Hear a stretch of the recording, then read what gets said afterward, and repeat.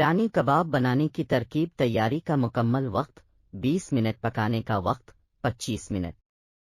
अज्जा: कीमा 500 ग्राम, प्याज बारीक चॉप कर लें 1 अदद, नमक हसब जायका, हरी मिर्चें 6 अदद बारीक चॉप कर लें, लहसुनादर पेस्ट 1 खाने का चमचा, लीमू रस निकाल लें 1 अदद, आटा 2 खाने के चमचे, जीरा काटा हुआ 1 चाय का चमचा, अंडा फेंट लें 1 अदद, तेल हसब ज़रूरत।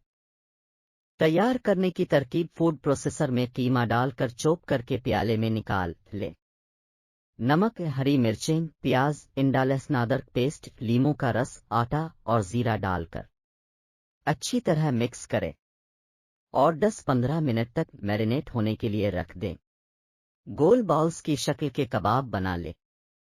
फ्राई पैन में तेल गर्म करके कबाब डालकर फ्राई करें। दोनों साइड सुनहरी होने पर निकालकर किचन पेपर पर रखें।